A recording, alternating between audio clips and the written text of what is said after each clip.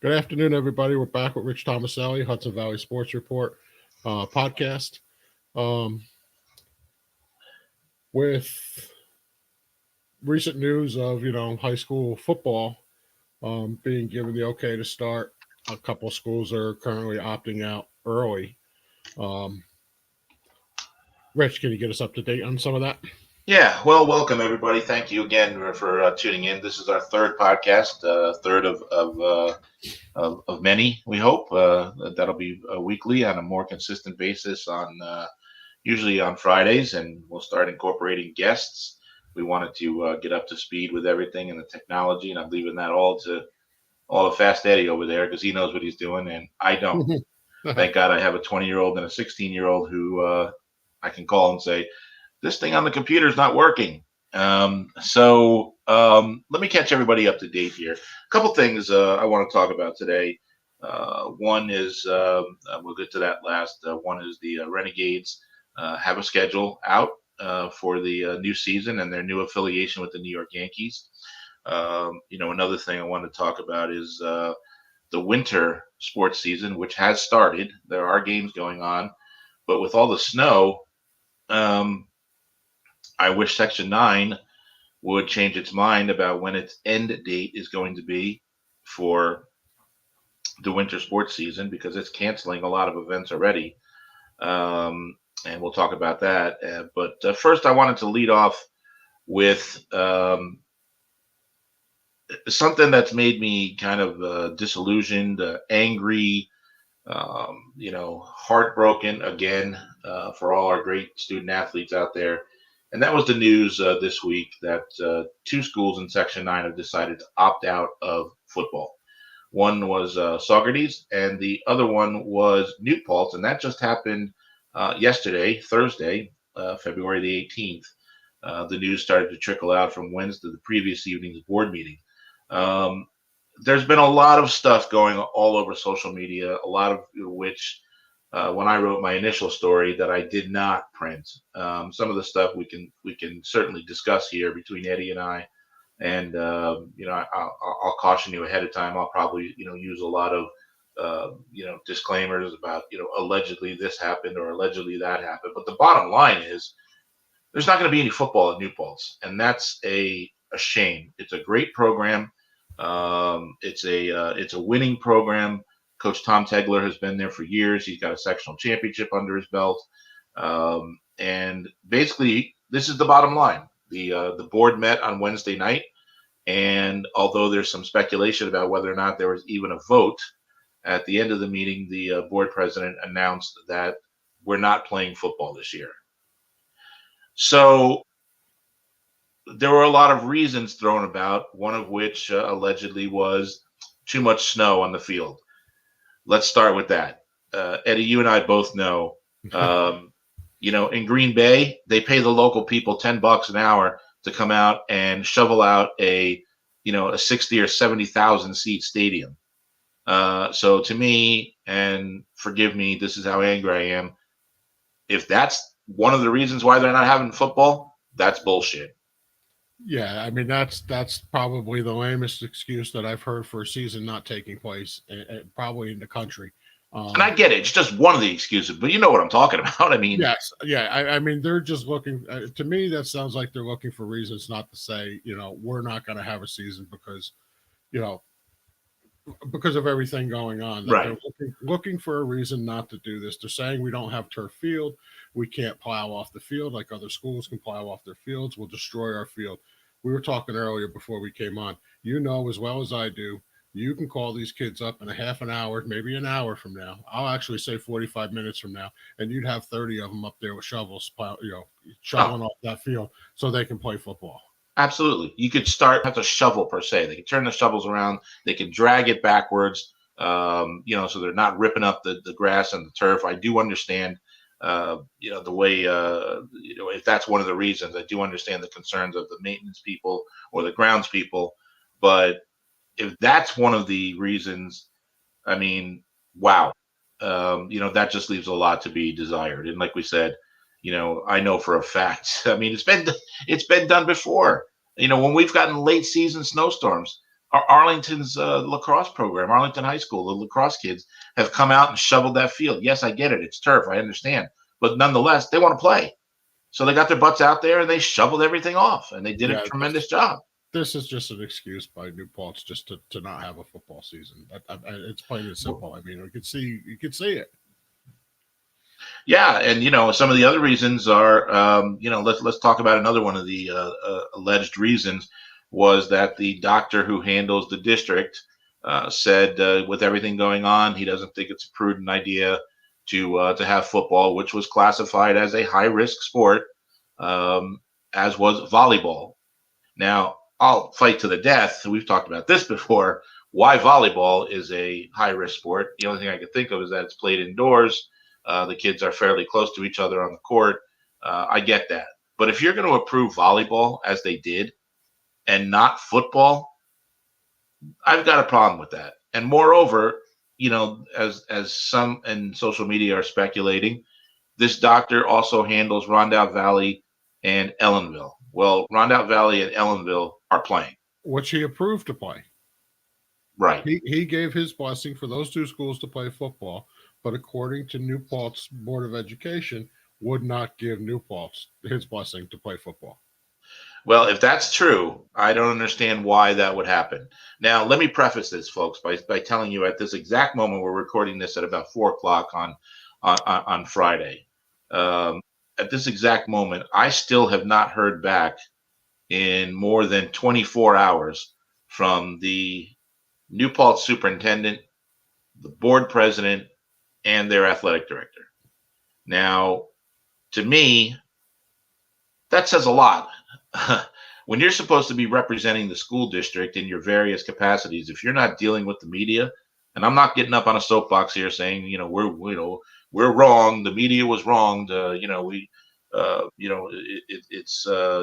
can't blow us off, blah blah blah. Sure, you can, but something like this, wouldn't you want to convey more to your kids, to your parents, to your coaching staff about why this happened? In our story that I printed yesterday, almost around the same time as today, almost late afternoon, I did get through to Coach Tom Tegler. He said, look, there isn't a lot I can say. There's not a lot I'm supposed to say. He felt bad for the seniors.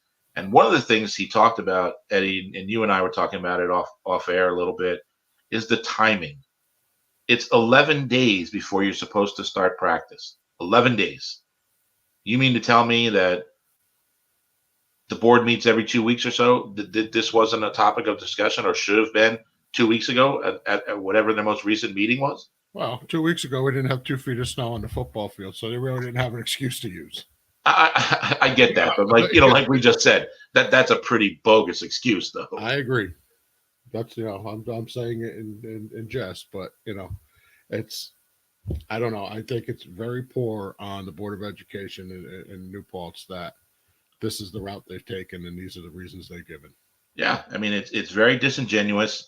I find it hard to believe that some of the things we're talking about here, the excuses or the reasons why can't shovel off the field, can't do this. The doctor wouldn't sign off on it. Even one of them, I did talk to the New Paltz's quarterback. He was telling me that he was watching it online live as it happened, because so were his teammates, and these poor kids are watching it, just for the sake of watching it, because they didn't think they were going to get blindsided with a no answer. They were just watching it because they wanted to hear it, hear the yes, as a matter of course, and they didn't get it. And one of the things that the New Paltz quarterback had told me, Logan, that came out of the meeting was, the doctor was concerned about the sharing of pads and equipment. It doesn't happen. Not even at the Pee-wee level. Kids get their own pads. Okay? I mean, at the high school level, they've got their own equipment. Nobody wears their helmet. Nobody wears their pads. Nobody wears the pads they put in the pants of their uniforms to protect their hips and their knees.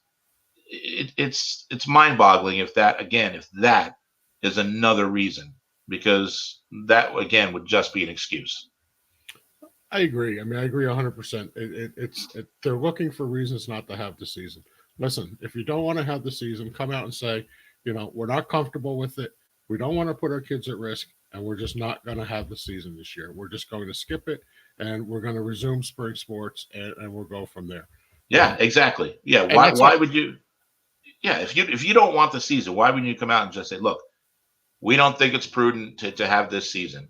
Don't mention anything about, oh, we can't clean the field off, or we're afraid if you're exchanging equipment and the pads and they're not sanitized. Don't come out with that BS. Just come out with a reason and the true reason, and say, we're not comfortable with it. We think that the pandemic and the virus is still active enough that something could happen. We don't want it to spread.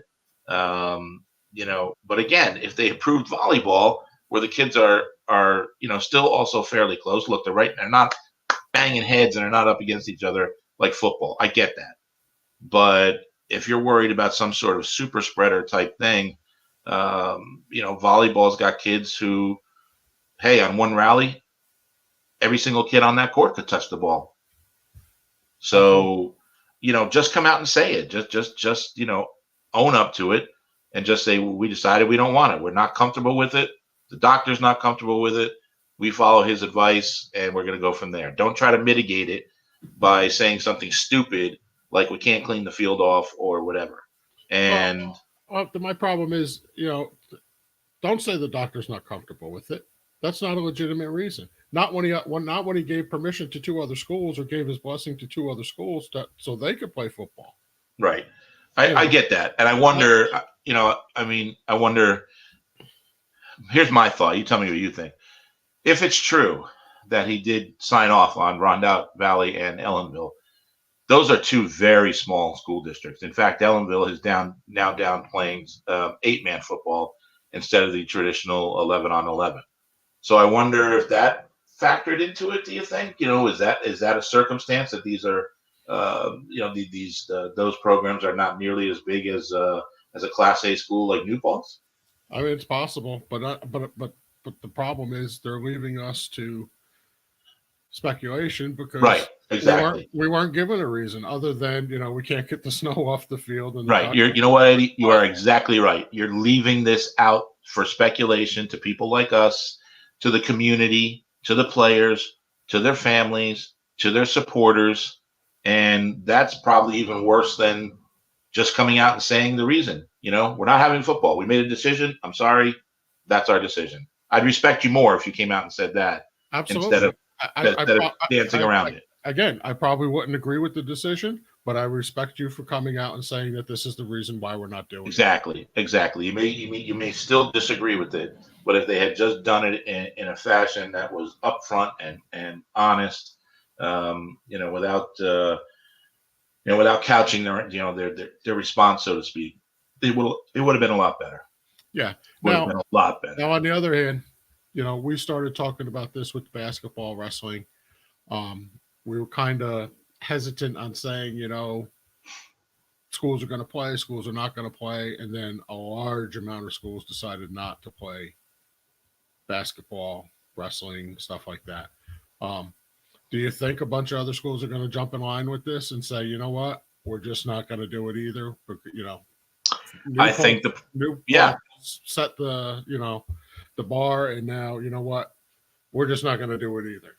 Well, you've got 2. We're forgetting about Saugerties here, and we're not intentionally or on purpose leaving them out for any reason. They did decide, they are not going to play football this and one of the other reasons there too was, they talked about the short season.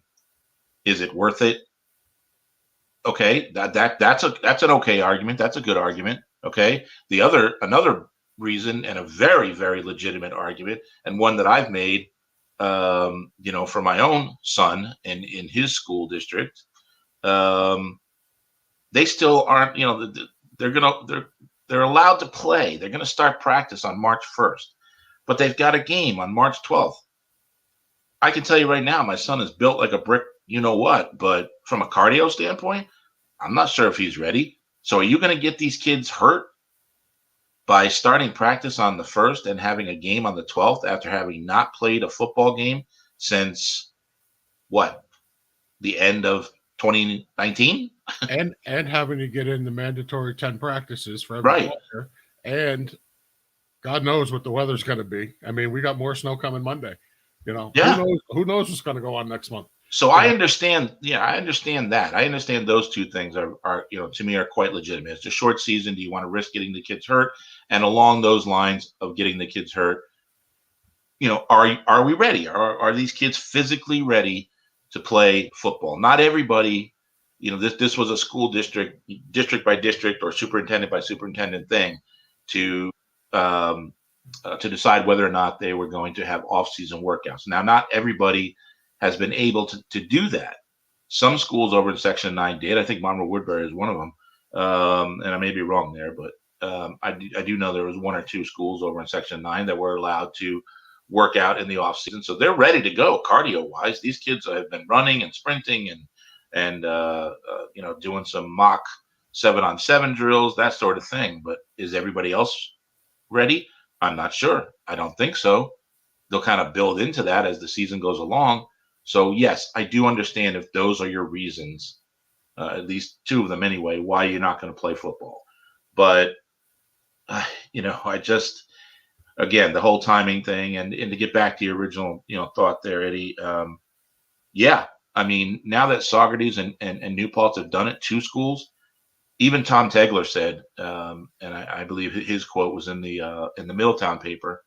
His quote was, he would not be surprised if the precedent was set and other schools said, you know what, we rethought this whole thing. We're not going to do it either for those very reasons. Short season, we don't want to get kids any hurt. We're not sure what kind of shape they're in and that sort of thing. So yeah, I could see. And I agree with it. I understand. I see more schools opting out of this in the future, in the very near future. I think you're going to see a lot of the big AA schools are going to jump out. Well, they've got a week from Monday to decide before they start practice. Yeah, I don't think you're going to see NFA playing. I don't think you're going to see Monroe and Kingston. I don't think you're going to see these schools play just because of the short season, just because of the time constraints. I just and the health standpoint.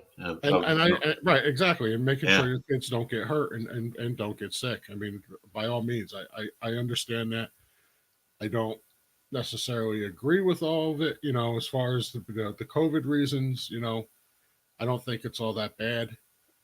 But when you come out and you blame it on snow on the field and you blame it on the doctor, I don't knock any school for not wanting to play this year for the reasons, we've all discussed, we all know about. Right. But to come out and blame it on snow and a doctor, to me, is just, they blew it. They absolutely blew it. Well, we'll see what happens. I mean, I hope that there is some sort of, they are organizing a social media campaign to reach out to parents and other stakeholders in the district. There was even local senator or local assemblyman, I think. Lawler, I think it was. Yes. So it was he who, reacted right away online on his Twitter account and said, that's terrible. So at least they can start there, because look, it did work in Section 1 when Mayapack coach Dominic DiMatteo started his advocacy by recruiting parents, players, fans to reach out to local politicians. Then the politicians became involved, and then all of a sudden Cuomo decided, okay, you guys can play. Here's the ground rules. I'll say it's okay to play. You got to get the okay also from your superintendent and from your local county health commissioner. Yeah. Okay, we talked about that, on our last podcast, that he kind of punted on that, but that's beside the point. That advocacy ended up working. Here's the difference. Dom DiMatteo down at Mayapack put that together in January. Right. He's been doing this now for, a good month and a half, or at least 1 full month before Cuomo finally, made his decision, and he kind of got the ball rolling for Section 1 to have football and high risk sports. Do they have that kind of time in Section 9 and for New Paltz now that it's February 19th and you're going to start football in about 10 days? Man, I don't think so. I don't think so, unless a miracle happens. Well, I'll tell you, if they get a campaign together and they're allowed to play football, that's a hell of a campaign. That kind of Absolutely, whoever absolutely. whoever organizes that has definitely got a career. Well, speaking of the timing issue, I wanted to jump into our second topic here. It's interesting what is happening with Section 9. They are Section 9 is just going to have a series of games, of basketball games, and they have started. I think Marlboro's got 2 or 3 games under its belt, and some other Section 9 schools, basketball we're talking here for the moment. And my problem here is that Section 9 is holding steadfast to when its winter season will end. Okay, and that's going to be on February 28th. So you're talking less than 2 weeks from now. And I'd be hard pressed to show you any Section 9 boys or girls basketball team that has more than 3 or 4 games in so far because of the weather. Look at this week. Games were canceled yesterday. I just got off the Section 9 website not an hour ago. Almost every game that was scheduled for today also canceled. Section 9 will not be having a postseason tournament similar to what Section 1 is going to have. Section 1 is going to have a postseason basketball tournament for boys and girls, as it did for soccer and field hockey in the fall. It's kind of a bastardized version of sectionals, except they just put teams in for their respective counties. They divvied it up into 4 areas. Dutchess County had its own tournament. Putnam and Northern Westchester had a tournament. The rest of Westchester, the rest of Rockland had their own tournaments, which I thought was good. It was something for the kids. Section 9 is not doing that. Their winter season is going to end on February 28th, and unfortunately, I think some of these teams are going to be lucky to get in 10 games, if that. They've only got whatever it is. They've only got 9 days left, 10 days. Yeah, I think we talked about the amount of games that we were that we each thought that teams were going to get in. I know you were saying about the AAU basketball. 16, 17-year-old kids can sit there and run forever. I didn't think that was the case. I didn't think they were going to get double-digit games. And I didn't take into account the weather. I just figured between practices and everything that had to get in there that I just didn't see double-digit games coming. And now that the weather is taking place, there's just no way they're going to get 10 games into a season. Yeah, and that's. Do they extend the season? Well, that seems to be the topic. I know a lot of parents are besieging Greg Ransom, the Section 9 executive director, to extend the season another couple of weeks into March. Will that overlap with the quote unquote fall 2 season? Yes. But again, Section 9 is also different. Remember, Section 9 canceled all of its fall sports and moved them to the fall 2 season. So it wasn't just football and volleyball. It was soccer as well. So I get it from a logistical standpoint. I do understand that you're going to have some overlap there. And in Section 1, the overlap is just, kids who are playing basketball who would normally roll into a spring sport. But we had to wedge this fall 2 season in between the spring and the winter. And in Section 9, it's more than just football. So now you've got kids who are playing basketball who may play soccer. Same thing with the girls. They may play girls basketball, and then they may have normally played soccer in the fall, that they're going to play soccer in this fall 2 season. And, I get the feeling that they're not going to extend that season because it would truly make too much of an overlap into the fall 2 category.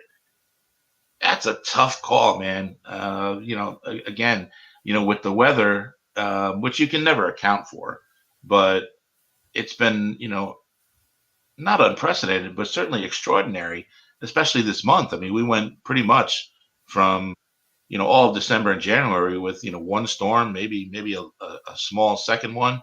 But here in February, it's like we're getting snow every other day, Yep. and they're canceling schools. Even sometimes when it's schools are mostly remote, they're calling it off and saying, "Oh, just let's have a snow day." And even if they do remote, doesn't mean you can get on a bus at 4 o'clock and go to travel from Ellenville to out to Sullivan County or something like that. Yeah. I don't have a problem with them stopping the season on February 28th. They gave them the opportunity to play. Nobody saw a February with this type of weather coming.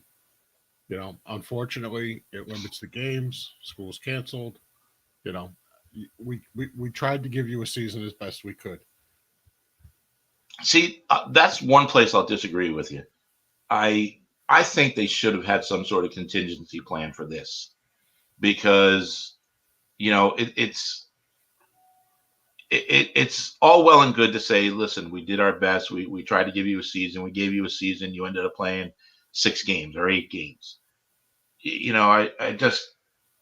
I feel bad for the seniors that's all they're going to get. Oh no, and absolutely. They don't have a postseason tournament in Section 9 like they will in Section 1.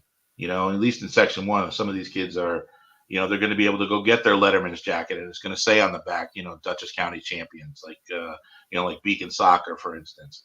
So I again, I just feel bad for the kids that this is the way it's going to turn out. That their season was basically 3 weeks to a month, give or take, and they're not going to get more than 6 to 8 games in, and with no postseason tournament.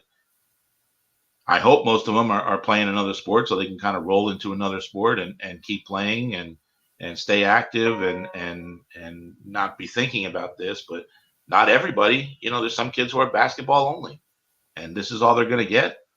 I agree with you 100%. The season sucks. It's horrible. Yeah. But they've gotten more than other athletes have gotten. Yeah, you're right. I mean, other athletes didn't get a season. Yeah, and plus it's extraordinary. Let's face it. Absolutely, this is a whole new. This is something we've never been before. Yeah, this hasn't happened in 100 years. None of us were alive the last time this happened. Absolutely. So it's for us. This is all unprecedented. We have no idea, how we're going to run a season, how we're going to do this, how we're going to do that. We've never done this before. Vaccines are just rolling out, and it's my opinion. Let's take the year. Give the kids what we can give them. If it's February 28th, that's the end of the season. On to the next. Give them what you can give them.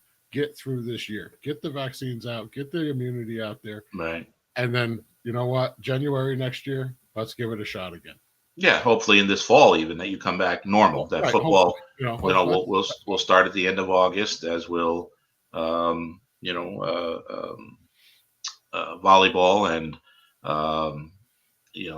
boys and girls soccer and field hockey and swimming and tennis. Hopefully it'll just be a regular, normal year when we get to September to start the 21-22 high school year.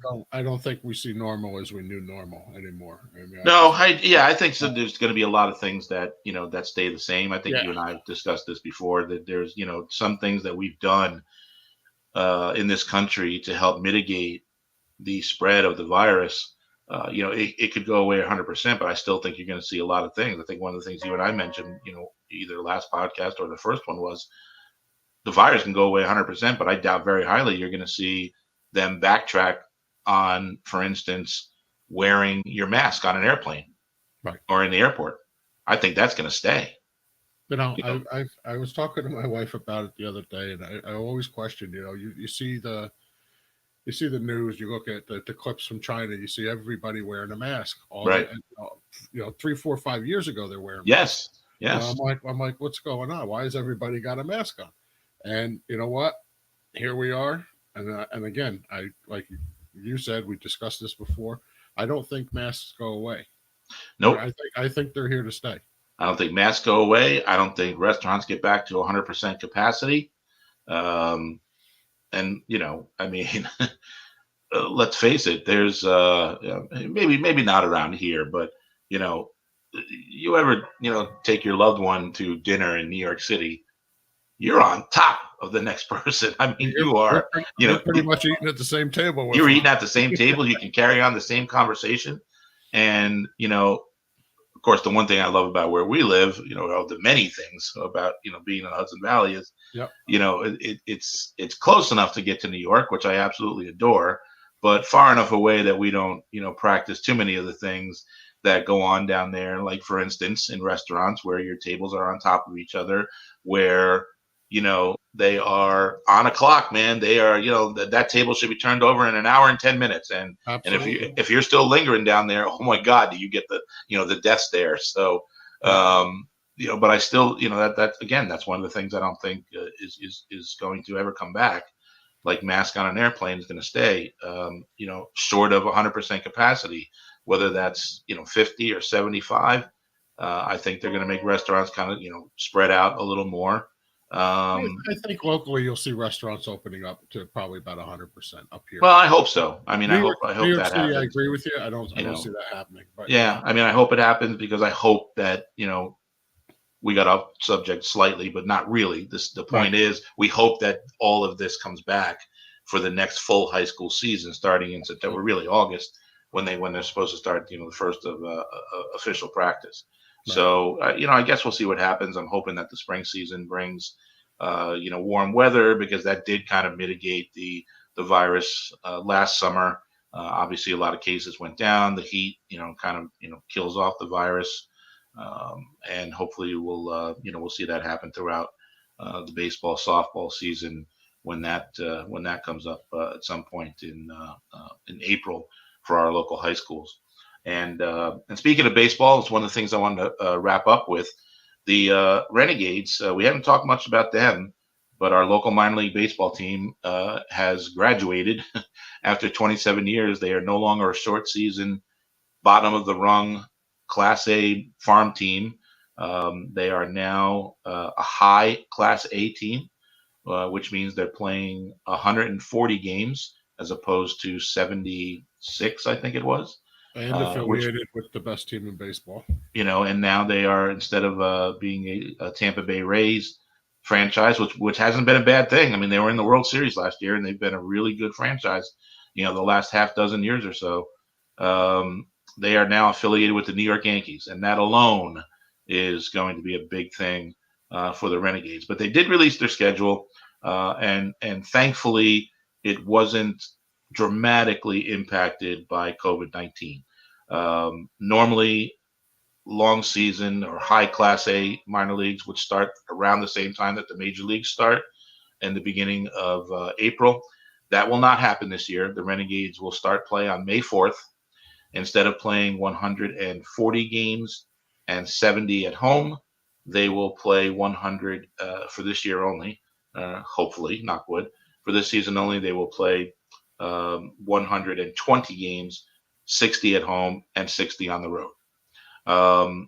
They will have fans at Dutchess Stadium down in Fishkill, and it won't be full. You won't see 4,000 and almost 5,000 people in there every night like it has been. They've been one of the Renegades have been one of the league leaders in the New York Penn League for attendance, which I suspect is only going to get even higher, being a Yankees franchise. So it won't be sold out. There will be social distancing and capacity limits put in. But, keep your fingers crossed, knock wood. Looks like we're going to have a minor league baseball season in the Hudson Valley. Absolutely. What do you think about the game schedule? 6 games against each team, at a clip. When I know they start off, May 4th, they're playing the Jersey Shore Blue Claws in a 6-game series. Right. That's a little. Yeah, no, you're right. That's a great point to bring up, Ed. It's a little different. There's no question about that. They're going to play 6-game series, off day, 6-game series, off day, and so on throughout the season from May into September. All 6 games each week will be against the same team. The division, the league that they're in, it's just being called nothing fancy, just being called the High Class A East League for minor leagues. It did have two divisions, North and South. But for this year only, again, to cut down on travel, the Renegades will only be playing teams in the Northeast, which include, as Eddie said, the Jersey Blue Claws, Aberdeen Ironbirds, which was in the New York Penn League with them last year, and three other teams from their own division. That's all they're going to play this year. So if you thought you were going to be able to see, for instance, the Astros high single A farm team, come to Dutchess Stadium, that's not going to happen until next season when they start playing some crossover games against teams in the South Division. There was a couple teams from North Carolina. Kinston, I think, was one of them. Winston-Salem was one of them. So you won't see that. You'll see a lot of teams over and over again. It'll be like a Groundhog Day kind of thing. But I'm just thankful. I'm just thankful that they're that optimistic that they're going to have baseball and it's going to be 120 games and have fans. Yeah. I mean, that to me is your first step towards normalcy. I mean, hats off to the Renegades. I mean, they're the leading the charge here to get sports, not necessarily sports back, but get fans back into the game. I think it's time. It's time that we're fans are allowed back into the stadiums. And again, not at 100%. I agree with that. I don't have a problem with that. If they do 50%, I'm good with that. But it's good to see that they're bringing fans back and looking to move forward with all of this. Yeah, and you know what? To wrap us up for this week, I hope that there's a trickle down effect from all of this. The fact that the Renegades are going to have a season and almost a full, complete season. If you think about it, just starting 1 month late is not that big a deal. Okay, it's not that impactful. I mean, you're going from 140 games to 120. It's not that big a deal. Okay, I hope the fact that they have a season and they're allowing fans. I hope the recent ruling that our pro teams can start bringing fans back into our venues in New York. I believe that that's going to happen this coming week. And if I'm not mistaken, I just saw, even though it's only going to be at, I think it's at 10 or 20% capacity. At the Barclays Center. It's supposed to happen ASAP this week. And from what I read, the two home games that they put on sale for the Knicks at Madison Square Garden, again, there was only a limited amount of seats. I think the Garden still holds about 20,000, 19,763, I think, to be exact. If it's at 10%, okay, you're only getting 2,000 fans in there. But people are dying for that sort of thing because they sold out in 2 hours. Again, there wasn't a big allotment. There's only a couple thousand tickets to be able to go. But that just tells you that people want to go. And I hope it trickles down to the high schools that they do realize and people have said, and the data has shown, everybody's big on data and science, but they're not looking at the data and the science. They're not looking at the fact that, people have done studies. Wisconsin did a study. There were no super spreader events from sports since they started back in August and September. Other states have reported the same thing. It's just not there. And I hope that all of this, kind of trickles down and we do get back to some sort of sense of normalcy, especially on the high school level. Because, again, my heart breaks for, parents who can't see their kids play. And Section 9 has a hard and fast rule. Section 1 does not. If you go on and you're a fan of HudsonValleySportsReport.com, you'll see we've been at games, we've taken photos, but not in Section 9. They have a no media policy for their winter sports, their indoor sports, and that's a shame because if parents aren't able to get in and we're not able to get in, it's hard for us to convey just the everything that happened in a game just from a simple coach's phone call or an email, and that's hoping that those even come. Some coaches are better than others about reporting their results. These kids still need their publicity. They still need their recognition. Their parents would love to know, how the game played out and that sort of thing. So, I'm always hopeful, and optimistic that that's the way it'll shake out. Yeah, I hope so. I mean, I'm looking forward to, like I said earlier, getting back to some sort of normalcy. Yep. People just don't realize how much sports affect their lives. I mean, like you said, a 2,000 Yeah, seat, a 20,000 seat arena is going to sell out, sell 2,000 tickets and sold out in 10 minutes. You know, people just don't realize that sports are a necessity in people's lives. It's just, absolutely. And you not have even to have them. You yeah, and know, not even that at the high school level, which is, obviously our main thing, our bread and butter. I've talked to other people about it. Yeah, I mean, I've been a sports writer for 34 years, and I started the site because I wanted kids to get more recognition and publicity and things like that. But you have no idea what extracurricular activities mean to a high school student. It's not just sports; it's the drama club, it's band, it's debate, it's the Spanish club, whatever. There's a camaraderie among the people who are in those clubs. There's friendship. There's socialization. I mean, a lot of these things have gone by the wayside, Eddie, and with no sports and no after school clubs and things like that. And for those reasons alone, you hope that all of them come back. absolutely. Rich, why don't you give everybody an idea how they can reach out to you and get a hold of you on social media? Yeah, we're on Twitter, we're on Facebook. Um, of course, you have the website Hudson Valley Sports Report.com all together. Um, we've been doing a bang up job of getting most of the games in. We need the cooperation of the coaches to give us a shout, and hopefully they'll understand that again, especially for Section 9. No media, no other people in the building except officials and scorekeepers and athletic trainers and things like that. That it's you still want to get those get that information out there about your kids and what happened and who had a big game and who came off the bench and rarely plays but had a key bucket or a defensive stop or something along those lines. So definitely be sure to call us up. Everything is on the site. Every way to contact us, Hudson Valley Sports Report.com.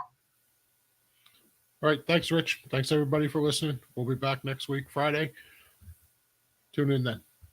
Thanks, everybody.